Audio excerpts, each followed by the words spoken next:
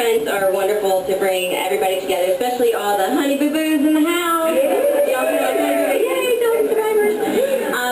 But it's a wonderful way for everybody to come together and support one another and bring about awareness.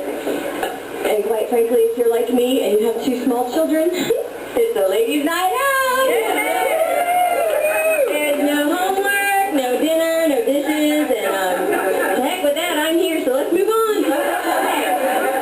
So, my name is Cheryl Copeland, and I'm a breast cancer survivor. Sorry, I've always wanted to say that. Okay. Actually, last year, it's amazing what can go on in one whole year's worth of time. Last year, I was as bald as a baby's butt. Actually, it was more like a man's butt because I had those sprigs coming out. And anybody who's gone through this knows, you doesn't just come right back. It just, the little white hairs come up, and so yeah. So, but I was definitely bald, and this was my first event to go to as a breast cancer survivor. And then, so to be here now, 1 year later, standing up here on this beautiful podium, talking to all of you. But yeah, so it was actually a very big honor for when the other day Beverly called and said that she had a favor to ask of me. She said, well, we want you to be the guest speaker. Now you have to imagine, I'm driving home from work that night, so it actually went like this. So, hey, Miss Beverly, what's going on? Well, we're having a ladies' night. I heard you were coming. I had a big favor. Sure, what would that be? Well, we'd like you to be the guest speaker. Cheryl? Are you there? Yeah, Miss Beverly, sorry, I was just thinking. Okay, so I don't know if you've ever had that situation where somebody's talking, and even while they're talking, you have something going on through your head. Somebody just said, I know, I've done that. See? Somebody's like, God, this girl's crazy. I'm hearing all of this, by the way.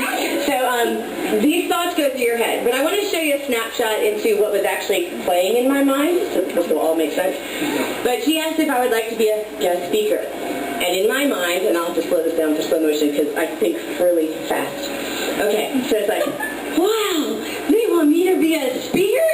Holy crap, I have nothing to say. Of course you have something to say. You're a survivor.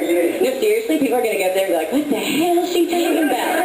You know, oh my gosh, somebody's going to videotape this, put it on YouTube, and I'm going to be like the laughing stock. Oh, hell no, we're going to go viral, and Ellen's going to have me on her show. As you can see, hi, Ellen, this is for you. This is my video down here, by the way. Be able to laugh at myself later. So anyway, so those were the thoughts going through my head, and clearly I ended up to the point where you want to say, I don't know what I'm saying. Okay, so but with the thoughts, and this is when I thought about what could I bring to the table to share with you guys. Knowing where your thoughts come from, because I did battle it around. Now I know I said yes because I do that. Oh, sure, yeah, I'll do it. And then the after effects was, oh my gosh, if you've ever tried to write a speech, it's organizing your thoughts. And you can see what just happened. I'm not good with that. Like, I just talk and it comes out. So I really sat down for days trying to figure out, what am I going to say that's going to make some bit of difference in somebody's life? I think y'all have your wine, right? We're good. Okay. But it took me back to the same theory with what just happened in my head, the thoughts going back and forth. And anybody who knows me, this is exactly how I was through all the cancer crap. I don't know how to be any other way. So this is just how I was. But when it comes to thoughts, I have to take you back to where my dad we were writing a book, or my dad was writing the book. I was co-creating it, so I would storyboard with my dad and kind of talk to him about the characters. But there's a character in this story that actually is going to be on sale, well, not sale, but he's done. We're ready to go to publishing. But back then, there's a character in there that has to learn where his thoughts come from. And regardless of your belief, I believe in God, so if I believe in God, I must believe in the devil. You can have your good spirits, your bad spirits, whatever your faith is, but there's good and bad battling at all times. And so in this book, the character has a really rare opportunity to really understand where those thoughts come from.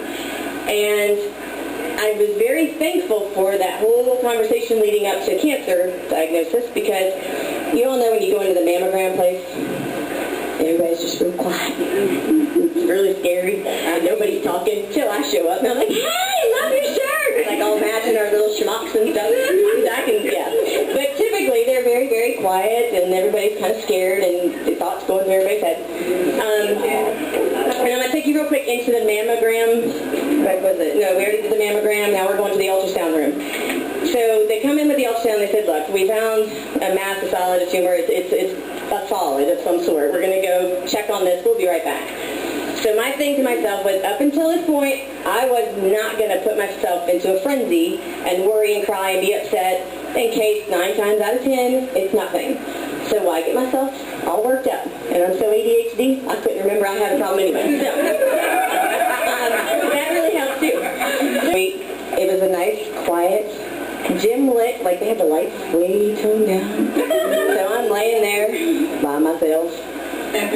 So what do? You talk to yourself. So literally in my head, I'm laying there going, okay, so it's something. They found something. Okay, I haven't worried. Okay, so now I'm not joking. This is how it goes now. You have to imagine my eyes are closed and I'm like, eyes are pointing to the right, and I was like, oh dear God. I have a really cool relationship with him. Like, I just talk to him like I am now. So understand that it's not formal stuff. I just talk to him. So in my mind it was like, oh dear God.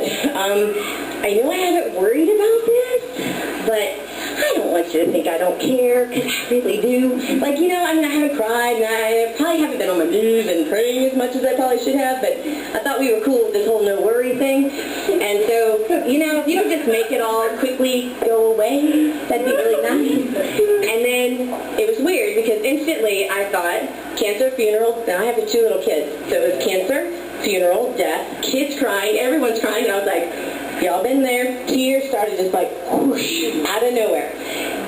Now you have to understand this too. The training of where your thoughts come from. I quickly was like, excuse me? What the hell? Okay, I was just talking to God. That was so rude. Like, no, I'm not kidding. You need to take your butt back to hell where you belong. See, I was trained, if you believe in God, there's the devil too. And so I had to tell him to go take his happy ass back to hell where he belongs. That's what I said. And then I remember my eyes were to the left when the devil was around. So I looked over to the right and said, seriously, God, I cannot deal with his images, his fear, his worry. Like, I seriously can't. I will promise to concentrate on you and just keep him off my back, because I can't go there. And then this is all at the time that the lady left the room and before she came back. I told you these thoughts go fast. But honestly, this peaceful feeling came over me, and I was like, okay, back where we?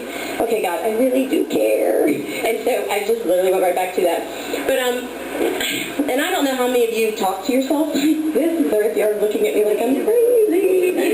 But it is what it is, and that's just my belief and where it was. And so when people did often ask me, how were you so happy and positive all the way through, it's because I've been trained, or I believe, that there's one person that wants you to be positive, happy, and ask for healing, and there's a whole side over there.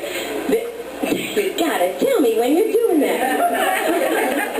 Okay. I had to suck in. Again, with a good start. Okay. So, just knowing where the heck was I? See, you can't do that to me. That's the same. This side, that side, God, the devil, the good, the bad. Okay, so the guy, the other happy while you're treating. Well, I'm always happy. But honestly, I have 2 little children.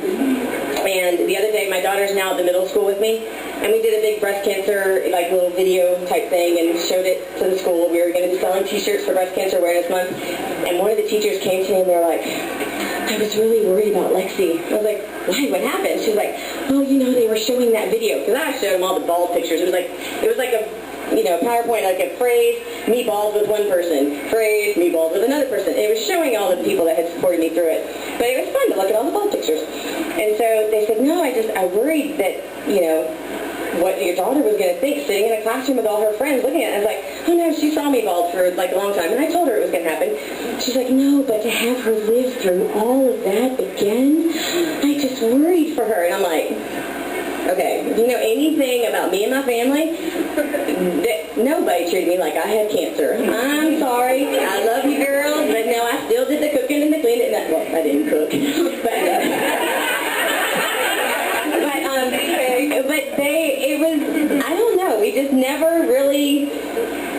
pity party, so to speak. But no, back to the worrying. That's what I was talking about, the worrying part. So that when we first told the kids that we had cancer, back up, I was told on April Fool's Day. April Fool's! Yeah, that's so perfect for me. And I just said, that's fine, but I'm supposed to go to Disney World tomorrow. Can I still go? And so he's like, well, if you can go and not think about that, I said, I'm fine, I'm going to Disney World. That was my mom. I'm Cheryl Copeland, I have breast cancer, and I'm going to Disney World. And Mr. Wald, if you're listening, you can send me another trip back. But anyway, I think that one. But my kids did ask me when we came back, we did wait till after the trip to tell them. We said, look, the cells we were looking for, because if it was cancer, we wanted to attack it fast. And if it wasn't, then great, no big deal. But we did include them in the whole process leading up to it. And as soon as we told them, that my one daughter asked, should we worry? And I said, honey, there's only one person that wants us to worry, and that's the devil. And he's not welcome here. So, can I get an amen? I'm Catholic. I'm not used to that. Thank you. But no, and honestly, I think everybody did take that in, so I don't know if I had to wrap this all up really quick to say what's the lifelong story to take from it. Just know where your thoughts come from. I prefer you think of the ones, wow, she's really amazing, as opposed to, dang, she hit that one, didn't she? Nobody wants you to think ugly things about me. And just take every minute for what it is and enjoy. I've got so much more to say. That's in all the other articles that we write about. So, but is that good? Yeah, that's good. Oh, yes, ma'am. I think you deserve to be on Ellen.